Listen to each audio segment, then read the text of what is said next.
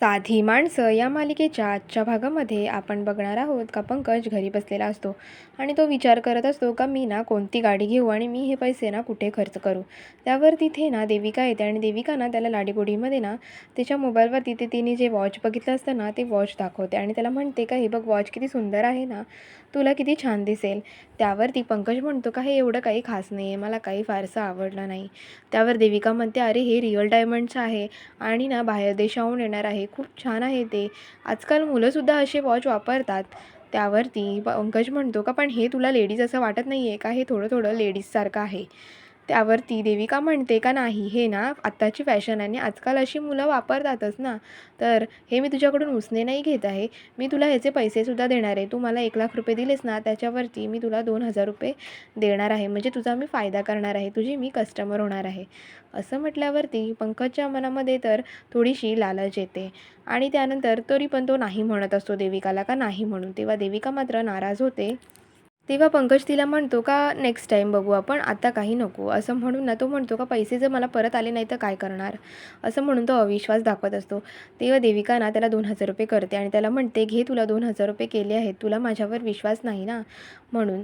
त्यावर पंकज म्हणतो विश्वासाचा प्रश्न नाही गं, तूच बोलत होतीस ना म्हणून, पण मला काही पैसे आले नाही.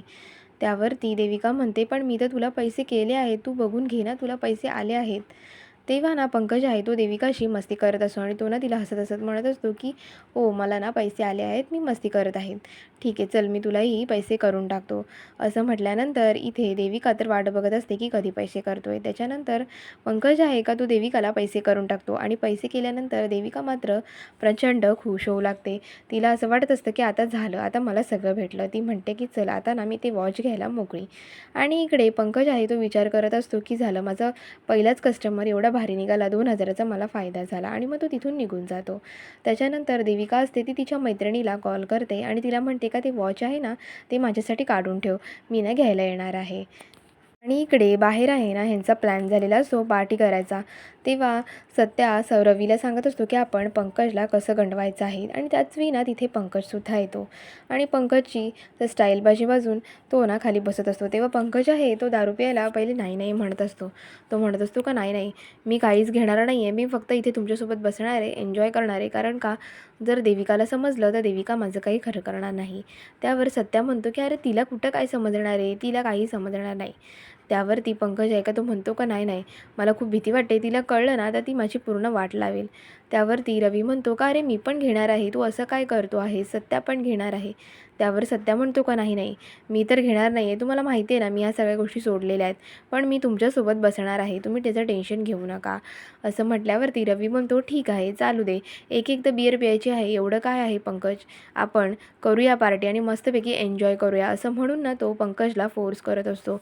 पंकज मात्र घाबरलेला असतो की आता जर देविकाला समजलं तर काही खरं होणार नाही. पण त्याला दारूची तलप आलेली असते, त्यामुळे ना तो त्यांच्याबरोबर दारू पिण्यासाठी रेडी होतो आणि तो म्हणतो का जाऊ दे काय होईल ते होईल, पुढचं पुढे बघू. आणि ना तो एकदम हवरटासारखा ना दारू पियायला लागलेला असतो. तेव्हा ना रवी आणि सत्याला ना खूप शॉक बसतो.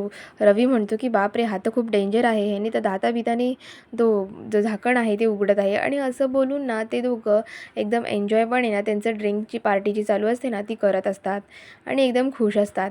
ही पार्टी खरं तर पंकजकडून सगळं काही उकळून घेण्यासाठी करायची असते म्हणून केलेली असते. आणि इकडे घरीसुद्धा सत्याने सांगितल्याप्रमाणे मीरासुद्धा त्या तिघींसाठी ना छान लिंबू सरबत घेऊन येत असते आणि तिने ना चांगल्याच पद्धतीने त्याच्यामध्ये काही टाकलं वगैरे नसतं, एकदम शुद्ध मनाने ते सगळं बनवलेलं असतं. पण देविकाच्या मनातच पाप असतं, त्यामुळे देविका म्हणत असते की तू ह्याच्यामध्ये काय टाकलं तर नाही आहे ना, असं म्हणून ना ती तिचा वास घेत असते. तेव्हा रिया तिला म्हणते की तू काय झालं आहे, तू कशाला वासबीस घेत आहेस. त्यावर देविका म्हणते का हिने काहीतरी टाकलं तर नाही आहे ना, कारण का हिला आणि हिच्या नवऱ्याला सवय आहे, तुला माहीत आहे ना हिचा नवरा किती पितो आणि काय काय करतो, कसे कसे तमाशे करतो आणि हे लोक कसे आहेत तुला माहीत आहे ना. असं म्हणून ना देविका मीराविषयी वाईट बोलत असते. तेव्हा रिया तिला म्हणते की हो गं, ते आधी करायचा ना तो, आता तसं सत्यादादा काहीच करत नाही, कारण का त्याला अशी मीरा वहिनीसारखी छान बायको भेटली आहे, तिने सगळं काही त्याच्याकडून चांगलंच करून घेतलं आहे. त्यावर ती मीरा म्हणते की अगं आपण ना नवऱ्याला मन दिलं आणि त्याच्यावर विश्वास ठेवला ना, तर तो सगळं काही आपलं ऐकतो. असं म्हटल्यावरती देविका तर म्हणू लागते, की तुझं काय म्हणणं आहे? का मला माझ्या नवऱ्यावर प्रेम नाही आहे, माझं मन नाही आहे त्याच्यामध्ये आणि माझा काही धाक नाही आहे का त्याच्यावर? तो सगळं काही माझं ऐकतो. पंकजसुद्धा माझ्या शब्दाच्या बाहेर नाही आहे. तुला काय वाटलं तुझाच नवरा असा आहे का? माझा नवरासुद्धा माझ्या प्रत्येक शब्दामध्ये ऐकतो. तू तर ना तुझ्या नवऱ्याकडे बघ, असं म्हणून ना ती तिला ओरडत असते. आणि तेव्हा मीरासुद्धा मुद्दामून म्हणत असते, की "अगं तुमच्या दोघांसारखं कपल ना या घरात काय या पूर्ण ना एरियामध्ये नसेल." असं म्हटल्यावरती इथे देविकाची कॉलर आहे ना ती टाईट होते आणि हे सगळं मीरा ना मुद्दामून करत असते. जेणेकरून ना देविकाला चांगलं वाटावं आणि रियासुद्धा तिला म्हणत असते, की "हो, तुमचे दोघे ना तुम्ही खूप छान आहात आणि तुम्ही ना खूप छान राहता." असं म्हणून ना इथे मीराच्या मनामध्ये प्लॅन आहे ना तो शिजत असतो आणि इकडे रवी मात्र बघत असतो, की पंकज किती पीत आहे आणि किती नाही. पंकज मात्र एकावर एक असे बॉटल आहेत ना तो पीत असतो. त्यावरती रवी त्याला म्हणत असतो, की "तू कुठला बिझनेस टाकणार आहेस? तू ना एक काम कर, हॉटेलचा बिझनेस टाक. हॉटेलमध्ये ना खूप प्रॉफिट आहे आणि मी ना तुला हेल्प करेल." असं म्हटल्यावर सत्या बोलतो, की "हां, रव्या ना एकदम मस्त बोलत आहे, बरोबर बोलत आहे." रवी म्हणतो, "का हो, मी तुला हेल्प करेन आणि ना खूप प्रॉफिट होईल." असं म्हटल्यावरती इथे पंकज म्हणतो, की "अरे, माझ्या सासऱ्यांचासुद्धा हॉटेलचाच बिझनेस आहे. त्यांच्यानंतर त्यांचे जे हॉटेल्स आहेत ते कोण बघणार? मी बघणार. त्यामुळे ना हॉटेलचा प्लॅन आहे ना तो कॅन्सल." असं म्हटल्यानंतर सत्या त्याला म्हणतो, का तू एक काम कर ना, तू टॅक्स्या घेऊन टाक आणि त्या टॅक्स्या आहेत ना तू नंतर भाड्याने लाव. म्हणजे कसं तुला त्याचं भाडं येईल आणि नंतर तुझ्याकडे पैसाच पैसा येईल. असं बोलल्यानंतर तोच चांगली आयडिया देत असतो पंकजला. पण पंकज मात्र म्हणतो का मी काय टॅक्सी-बिक्सी करणार नाही. मी काय तुझ्यासारखा नाही आहे. माझा पण एक स्टँडर्ड आहे. त्यावरती मग सत्या म्हणतो, "मग तू एक काम कर, तू हेलिकॉप्टर घे आणि भाड्याने लाव." असं म्हटल्यावर सुद्धा ते सुद्धा पंकजला पटत नसतं. आणि इथे रवीला सगळं कळत असतं, की सत्या त्याच्याकडून असं का वदवून घेत आहे. कारण का त्याला त्याच्या तोंडून सांगायचं असतं, की हे पैसे सारिकाने दिले आहेत म्हणून. दुसरं तिसरं कोणी नाही. तेव्हा पंकज म्हणत असतो का मी ना माझ्या लेवलचं काम बघणार. मी मला शोभेल असं करणार आणि मी ना सगळं काही ठरवून करणार. असं बोलल्यावर सत्या मात्र शांतपणे सगळं काही ऐकत असतो. तो विचार करत असतो, की ह्याच्याकडून ना कसं ते वदवून घ्यायचं. आणि इकडे रियासुद्धा देविकाला म्हणत असते, की "अगं काय झालं? तुम्ही काय बिझनेस वगैरेचं ठरलं आहे का नाही?" आणि त्याच्यावरती म्हणत असते, की "तू ना तुझ्या बाबांना कॉल कर ना, नाहीतर तू तुझ्या बाबांना ना इकडेच बोलवून घे. कारण का तुझे बाबा लास्ट टाईम आले होते तेव्हा किती मजा झाली होती." आणि ती म्हणत असते, की "तुझे अंकल पण आलेले ना, तेव्हा पण आपण किती एन्जॉय केलेलं. तू एक काम कर ना, त्यांना व्हिडिओ कॉल लाव." असं म्हटल्यावर ना देविका तर खूप मोठ्या प्रश्नचिन्हामध्ये जाते. देविका म्हणते, की "आता व्हिडिओ कॉल नको, ते झोपले असतील ना. आता व्हिडिओ कॉल लावायची गरज नाही आहे." असं म्हणून ना ती प्रत्येक गोष्ट ना टाळाटाळ करत असते. पण मीरा म्हणत असते, की "अगं हो गं, पण ते इथे येणार तर नाही आहेत ना, तर आपण त्यांची व्हिडिओ कॉलवर तिघीसुद्धा बोलू. कारण का त्यांच्यामुळे पंकज दादांना एवढे पैसे भेटले आहेत आणि त्याच्यामुळे तो बिझनेस करणार आहे. आणि तुझ्या वडिलांमुळे घरातले किती जण सगळे आनंदी आहेत, तर आपण त्यांनाशी बोलायला नको का?" असं म्हणून ना रियासुद्धा हट्ट करत असते, की "नाही, तू तुझ्या बाबांना ना व्हिडिओ कॉल तरी लाव." व्हिडिओ कॉल लावायला काय आहे? व्हिडिओ कॉल आपण कधीही लावू शकतो ना, असं काही नाही. पण देविका असते, की ती सांगत असते, की "अगं आता वाजलेत बघ किती. ते झोपले असतील आणि ते ना ते कामामध्ये असतात ना, म्हणून ना ते जास्त बोलू शकत नाही." असं म्हणून ना ती उडवाउडवी करत असते आणि त्यांना जे करायचं असतं ना, ते ती टाळाटाळ करत असते. ती मनातल्या मनात म्हणत असते, की "हे लोकं तर नुसते प्रश्नावर प्रश्न विचारत आहेत आणि नुसते ना माझ्या हात धुवून बाबांशी बोलण्यासाठी मागे लागलेले आहेत." आणि इकडे पंकजला मात्र दारू एवढी जास्त झालेली असते का त्याला त्याचंसुद्धा भान नसतं. तो काय बोलत असतो, काय करत असतो हे त्याचं त्यालासुद्धा कळत नसतं. पण ह्याचा फायदा रवी आणि सत्या मात्र पुरेपूर घेत असतात. तेव्हा सत्या आहे का तो ना पंकजला म्हणत असतो, की "तू तर जाम भारी आहेस रे. तुला तर तुझ्या सासऱ्याने एवढे पैसे दिले. ते म्हणजे तुझ्यावरती त्यांचा किती विश्वास आहे ना." असं म्हटल्यावरती पंकज आहे का तो म्हणतो का "मला फक्त पैशावरती प्रेम आहे आणि विषाला कुठे वास असतो." असं म्हणून ना त्याला प्रचंड अशी ना दारू चढलेली असते आणि तो दारूच्या नशेमध्ये ना वेगळं वेगळं काहीतरी बडबडत असतो. म्हणजे तो काय बोलत असतो हे त्याचंच त्याला समजत नसतं. विश्वासावरून तो म्हणत असतो का विषला वास असतो, पैसा आहे माझ्यासाठी खूप इम्पॉर्टंट आहे, मला फक्त पैसा पाहिजे. असं म्हणून ना तो काही ना काही बडबडत असतो. आणि त्यावरती सत्या म्हणत असतो, की "तू काय बोलतो आहेस बबड्या, जरा नीट बोल, नीट वाग." त्यावरती इथे पंकज आहे का त्याला ना खूपच दारू चढलेली असते आणि रवीला पण हे सगळं ना समजत असतं. रवी म्हणत असतो, की "बस झालं आता, तू जास्त नको घेऊ. तुला ना जास्त त्रास होईल. असं म्हणून ना तो म्हणत असतो की ते तुझे बाबा आहेत, म्हणजे तुझे सासरे आहेत, ते तर तुला मुलगा मानतात ना. त्यावरती पंकज आहे का तो रडायला लागतो आणि रडून ना तो उभा राहतो आणि त्याच्यानंतर तो म्हणतो का ते ना फक्त मला मुलगा मानत नाही, तर ना मी त्यांचा मुलगाच आहे. मी तर त्या दिवशी देविकाला बोललो सुद्धा का तुझ्या बाबांना ना सांग मला ना दत्तक घ्या. म्हणजे त्यांनी जर मला दत्तक घेतलं ना तर मस्त मी त्यांच्यासोबत ना बाहेरगावी ना फिरेन आणि दत्तक घेतल्यामुळे मी त्यांचा मुलगाच होईल ना. असं म्हणून ना तो नाचायला लागतो, असा गोल वगैरे फिरायला लागतो. त्यावरती सत्या म्हणतो का आता हा काय बोलायच्या मनस्थितीत नाही आहे, ह्याला ना आपण घरी पाठवू. तेव्हा रवी म्हणतो की हां तुझं म्हणणं ना बरोबर आहे. ह्याची ना सगळी गोष्ट आहे ना ती आपल्या हाताच्या बाहेर चालली आहे, कारण का हा पण ना आता वेगळा वागायला लागलेला आहे. आणि हे सगळं ना पंकजला दारू आहे ना ती जास्त झाल्यामुळे होत असतं. तेव्हा पंकज म्हणत असतो की काय आहे ही सगळी सुकी पार्टी, आता मला काही घरी जायचं नाही आहे. तुम्ही एक काम करा, तुम्ही ना गाणी वगैरे लावा आणि ना मस्तपैकी आपण डान्स करू. असं म्हणून ना पंकज जोराजोरामध्ये ओरडत असतो आणि चांगलं ना असं गाणं बिणं म्हणत असतो आणि त्याच्याबरोबर ना त्या दोघांनासुद्धा तो नाचायला लावत असतो. आणि मग आता तो एवढा पियाला आहे, त्याला एवढी जास्त झाली आहे, म्हणून ना हे बाकीचे त्याच्याबरोबर जे दोघे असतात ते सुद्धा ना त्याच्याबरोबर त्याच्यासारखं नाचतात का तर बाबा त्याला त्याच्या मनाची समाधानी व्हावी ना यासाठी. त्यामुळे रवीसुद्धा वेगळं बघत असतो की हा कसा करत आहे आणि त्याच्याबरोबर सत्यासुद्धा ना नाचत असतो आणि जोरजोरामध्ये ना ओरडत असतो आणि ह्यांचा जो आवाज आहे ना तो ह्या तिघींपर्यंत येत असतो. तेव्हा इथे सगळेजण बघत असतात की काय कुठून आवाज येत आहे. तेव्हा ना देविका म्हणते का बघा बघा ह्या लोकांना ना जास्त झाली आहे, बहुतेक ना सत्यालाच झाली असणार आहे, कारण का सत्याच आहे एवढा दारू पिणारा आणि एवढे तमाशे करणारा, त्यालाच अशी घाणेरडी सवय आहे. बघा बघा ह्यांना किती दारू चढली आहे. असं म्हटल्यावरती मीरा पण विचार करत बसते की काय झालं असेल, खरंच तर दारू नसेल ना पियाली ह्यांनी. त्यावरती रिया म्हणते की हे बघ कोणा एकाचा नाही, इथे सगळेच जण पियाले असतील आणि कशावरून तू म्हणतेस का तुझा नसेल पियाला म्हणून. पिऊ पण शकतात ना, कदाचित तिघेसुद्धा पियाले असतील. असं काही नाही आहे का सत्यादादा किंवा कोणा एकावरच नाव टाकलं पाहिजे नेहमी.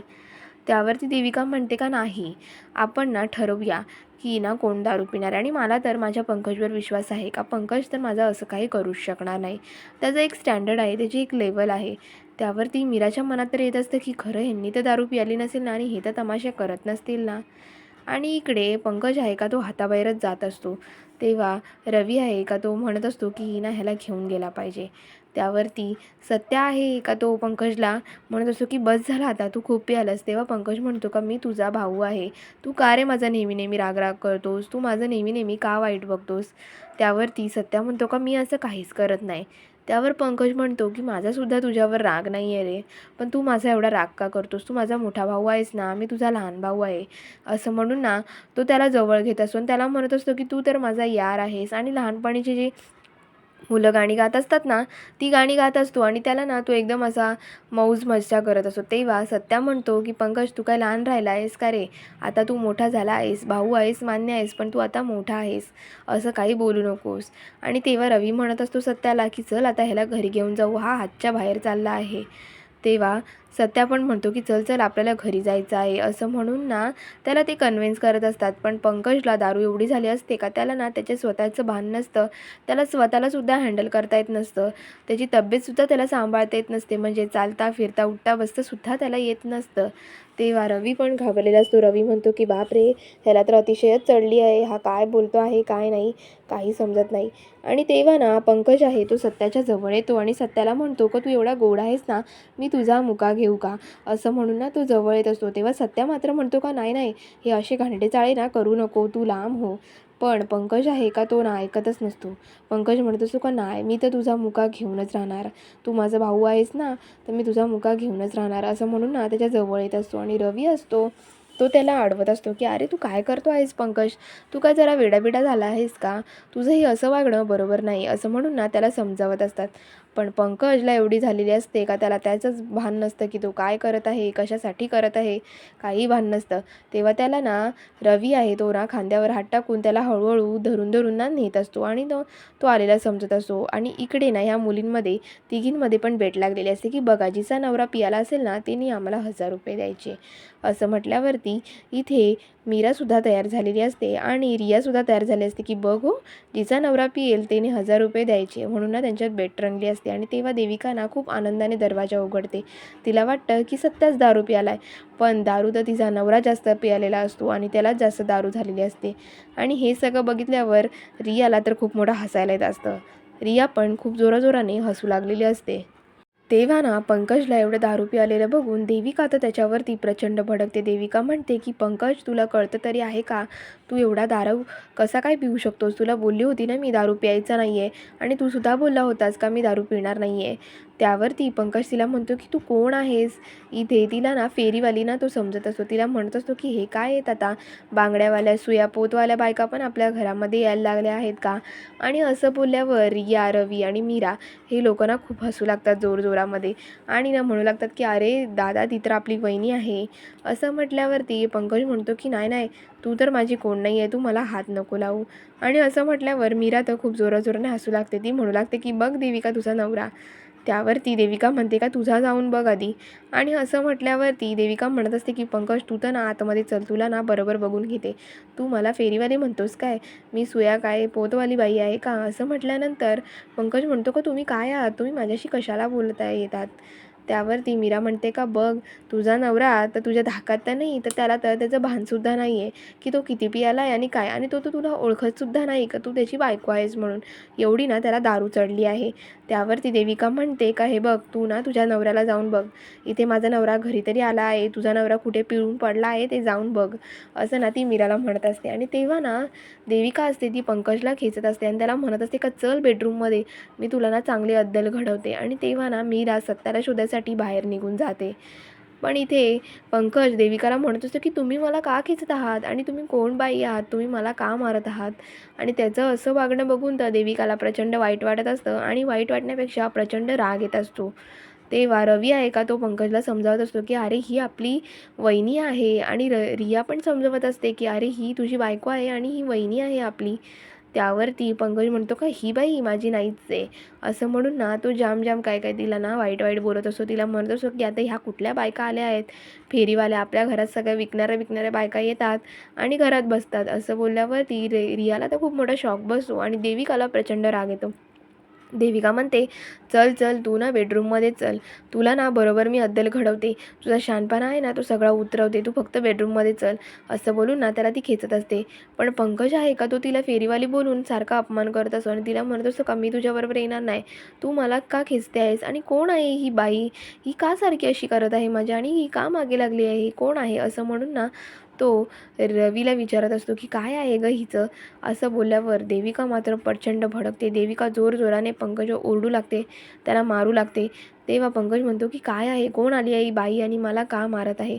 आणि त्यांचा सगळा हा आवाज ऐकल्यानंतर इथे ना निरुपमा पण येते आणि निरुपमासमोर पंकजचा असा बेवडेपणा बघितल्यावर निरुपमासुद्धा भडकते. निरुपमा म्हणते की काय आहे रे तू बबड्या, एवढा कसं काय पियालास, तू कधीपासून एवढं सगळं पियायला लागलास. त्यावरती पंकज तिला पण म्हणतो की तू तर माझ्या कॉलेजची मैत्रीण आहेस ना, तू तीच आहेस ना जी मला एखादी मुलगी आवडल्यावर तिची बरोबर माझी सेटिंग लावून द्यायचीस. तूच आहेस ना, तू तर खूप भारीच आहेस, तू मला ना नेहमी मदत केलीस आणि तू माझी खास मैत्रीण आहेस. मला कुठली मुलगी आवडली का मी फक्त आणि फक्त हिला सांगायचो, मग ही ना माझी सेटिंग लावून द्यायची आणि ही ना मला मदत करायची. असं म्हटल्यावरती निरुपमाला तर समजतं का ह्याला ना पक्की चढली आहे आणि हा काय बोलत आहे ह्याचं ह्यालाही कळत नाही आहे. आणि ह्यांची ही मजा आहे ना, ही रिया आणि रवी ना बघत असतात आणि त्यांना ना खूप हसायला येत असतं. त्यावरती निरुपमा मात्र देविकाला बडबडते की काय आहे देविका, तुझं तुझ्या नवऱ्यामध्ये धाक नाही आहे का, तुझा अजिबात कंट्रोल नाही आहे, तुला कळत कसं नाही आहे की तुला तुझ्या नवऱ्यावर लक्ष ठेवलं पाहिजे. त्यावर पंकज म्हणतो की ही कोण बाई नाही आहे, ही तर सुया विकणारी बाई आहे, ही आपल्या घरात फेरीवाली म्हणून आलेली आहे, पण तू माझी मैत्रीण आहेस ना, तू माझ्याबरोबर लक्षात आहेस. असं बोलून ना तो निरुपमाला पक्का पिसळवत असतो आणि ह्याची मजा रिया आणि रवी घेत असतात.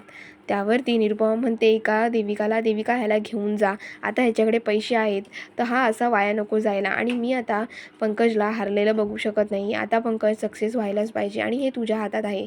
तू त्याला धाकात ठेवलं पाहिजेस, तू त्याच्यावरती कंट्रोल आणला पाहिजेस. तर तू जशी करते आहेस मला काही चालणार नाही. तू ना तुझ्या नवऱ्यावर लक्ष ठेव, लग्न झालं आहे तर तुझं कर्तव्य आहे का तू तुझ्या नवऱ्याकडे लक्ष ठेवलं पाहिजे. आणि जर तू लक्ष ठेवलं नाहीस तर तुझा नवरासुद्धा बेवडा होईल आणि मग सगळे तुला बोलतील का बेवड्याची बायको बेवड्याची बायको आणि हा हिचा नवरा बेवडा आहे म्हणून ना असं हिनवत बसतील आणि त्या सत्याला बोलतात पण हा पण तसाच आहे असं म्हणून ना निरुपमा आहे ना जाम त्याच्यावर चिडत असते आणि देविकाला म्हणत असते की अगं आता त्याच्याकडे पैसे आहेत ना तर त्याची काळजी घे, त्याला असं नको करू, त्याच्या हातातून जाऊन देऊ नको, त्याला रूममध्ये घेऊन जा. त्यावर पंकज म्हणतो की कोण आहेत ह्या बायका, मला मारत आहेत, खेचत आहेत आणि मला घेऊन जात आहेत. असं म्हटल्यावरती इथे निरुपमा पक्की चिडलेली असते आणि तिच्याबरोबर ना रवीकडे बघूनसुद्धा निरुपमा म्हणते की काय आहे रे, हे काय चाललं आहे. आणि त्याच्यानंतर त्याच्याजवळ जाऊन बोलते की काय आहे रवी, तू सुद्धा पियालास का, तू माझा समजदार मुलगा आहेस, तू सुद्धा असं करशील असं मला वाटलं नव्हतं. तेव्हा रिया म्हणते का आई तुम्ही काळजी करू नका, मी ह्याला बरोबर हँडल करते आणि काहीच टेन्शन घेऊ नका, सगळं काही ओके होईल. असं बोलल्यानंतर इथे निरुपमाला मात्र टेन्शन आलेलं असतं. निरुपमा म्हणते की काय आहे माझा बबड्या असा हातचा जायला नको असं म्हणून ना ती त्याची काळजी